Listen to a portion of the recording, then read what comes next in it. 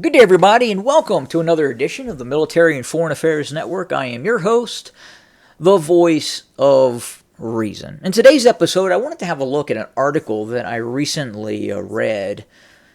The article was in Sputnik, and the writer of the article was Scott Ritter. And he is a former Marine intelligence officer who served around the time of the first Gulf War. And anyway, in this article, he alleges, or the article alleges, that the United States would suffer very heavy casualties. The United States would suffer approximately 3,600 casualties per day against a quote-unquote Russian near-peer adversary. Now, I'm not sure what that means when you say a Russian near-peer adversary. Look, you're either fighting the Russians or you're not fighting the Russians. You're fighting the Russians or you're fighting someone else. You're fighting Russians, you're fighting Belarusians, or you're fighting someone else. Now, I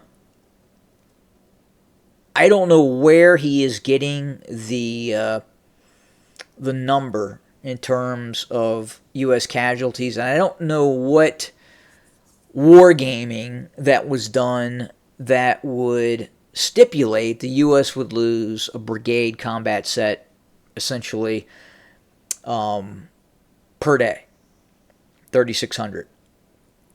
And within 2 weeks, the U.S. would sustain 50,000 casualties against a Russian-style threat.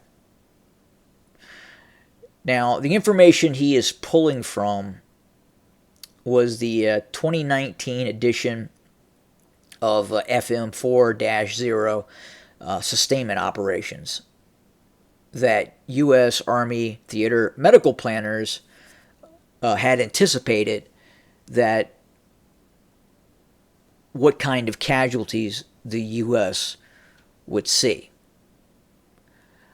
Now, first, we have to kind of set the parameters. Where is this conflict going to take place? So we assume it would be against Russia. It's safe to say, yes, okay, the U.S. goes to war against Russia. Now, is that war in Ukraine? And what does that look like? Is that war in some other area? Would it be maybe to honor its NATO requirements in terms of Lithuania, Latvia, and Estonia? If the Russians made a move into Estonia, Latvia, and Lithuania, what would that U.S. response look like? And I don't think that response would look the way most people think it would look. Most people believe, or quite a few people who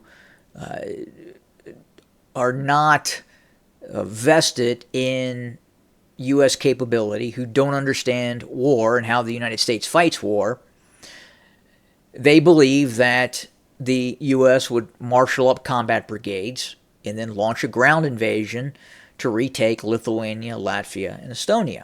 Or the U.S. could assemble ground combat brigades in Romania and then try to make a move into Ukraine to assist the Ukrainians at some point.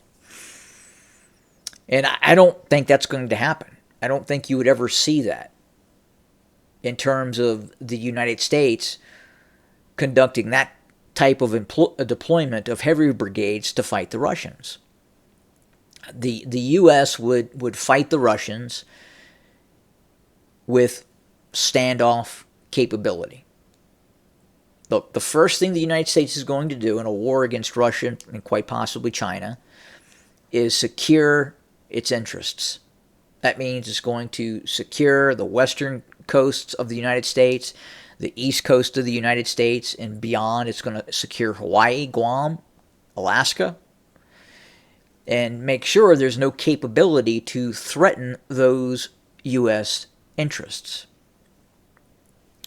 Once that is done, the main effort of U.S.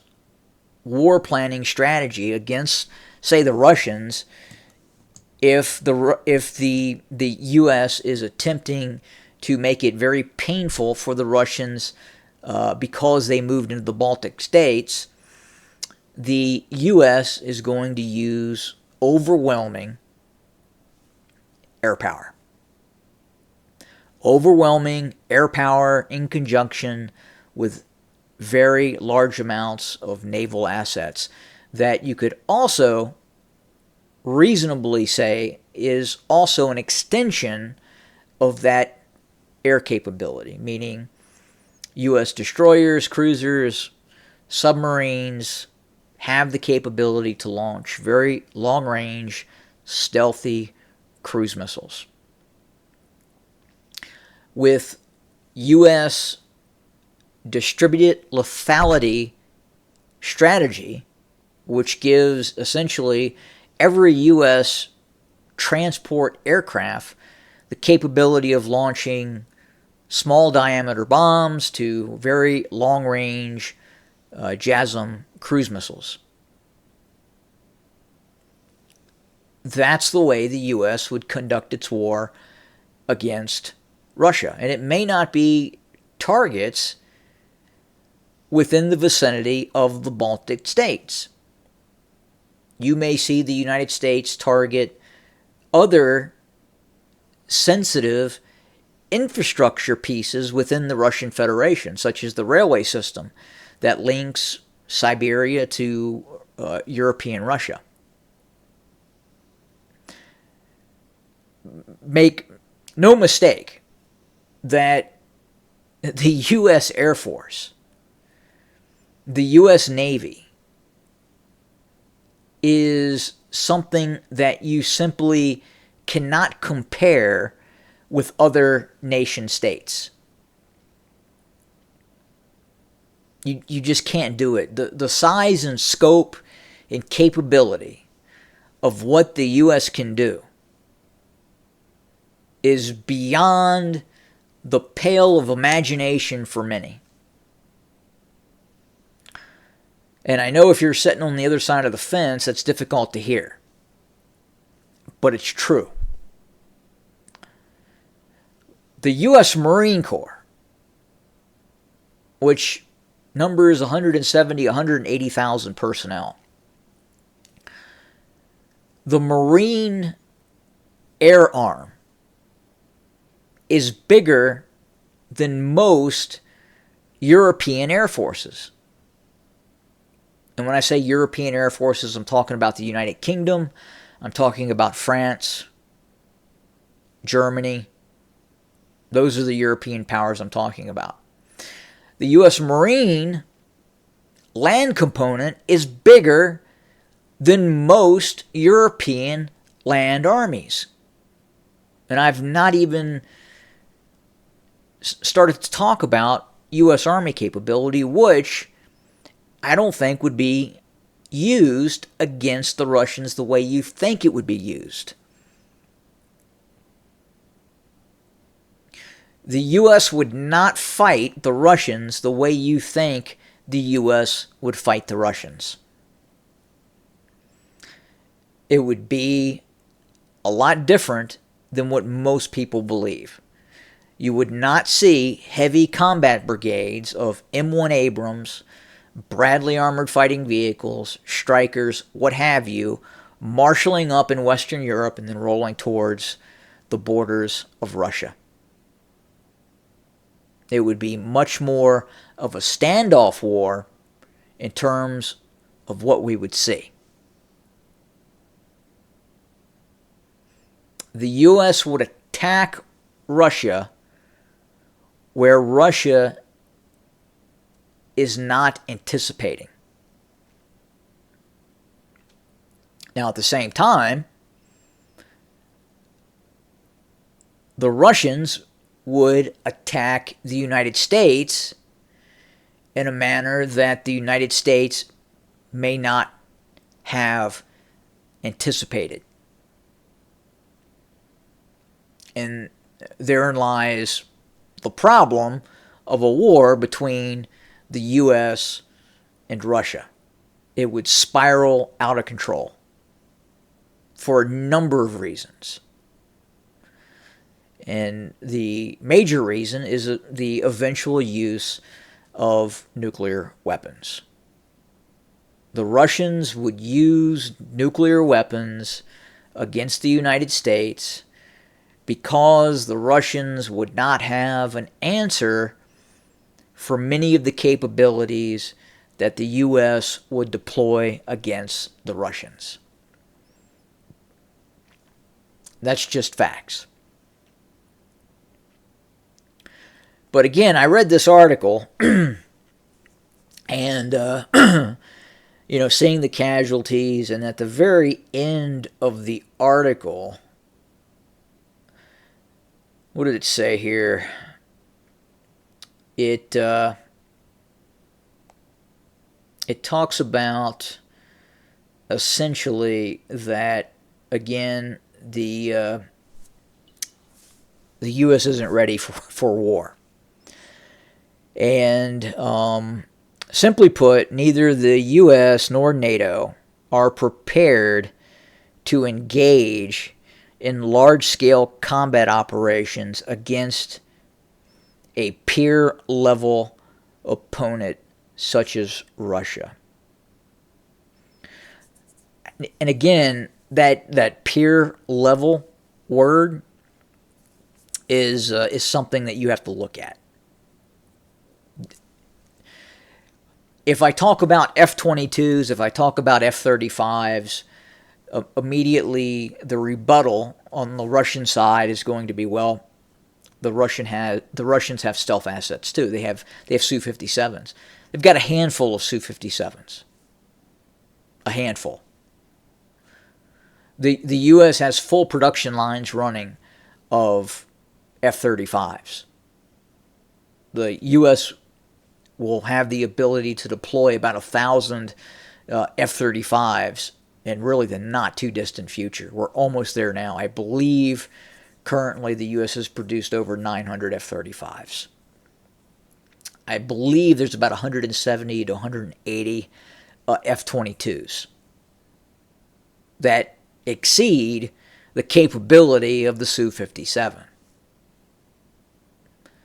So again, that puts the Russians at such a disadvantage in terms of air power. And you could say, okay, well, the access denial strategy of Russia with its S-400s, its S-500s operating in Estonia, Latvia, Lithuania would prevent U.S. operations. Well, look, the quote-unquote Ukrainians just blew up the headquarters of the Russian Black Sea Fleet. It's gone. Doesn't exist anymore. Okay? And then they attacked several bunkers, including a Kilo-class submarine at dry dock. So to say that the Russians could defend against a U.S. 1,000 cruise missile strike is just nonsensical. Okay? And again, you would see those size cruise missile strikes against a quote-unquote near-peer adversary, whether it's China or whether it is the Russian Federation. That's the U.S. MO. Okay? That is the way the U.S. operates. It's not going to deploy these heavy combat brigades and slug it out with artillery duels with Russian divisions and Russian battalion tactical groups. It's not the way that this war would look. We're heading into an age that we haven't even seen yet. We can't even fully get our heads around what war is going to look like 5 years from now because of drones and artificial intelligence. So to say the U.S. isn't ready for war, I think that's a stretch, and I think you're doing yourself a disservice. I don't think anyone is ready for war against the United States. No one. Could someone make it painful for the United States in a war? Yeah, absolutely. And the threat of escalation is omnipresent, and it would escalate with the use of tactical nuclear weapons. But to say that any current nation, whether it's China, whether it's Russia, has a known answer for U.S. capability is nonsensical. I don't know. I think at this point, only persons who have been in the U.S. military really understand just how powerful the U.S. military is. And it is incredibly powerful. The U.S.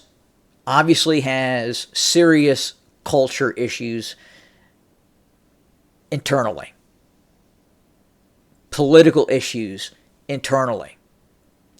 And that could lead to the downfall of the United States. And I think that ultimately is what is going to lead to the downfall of the United States, is an internal conflict.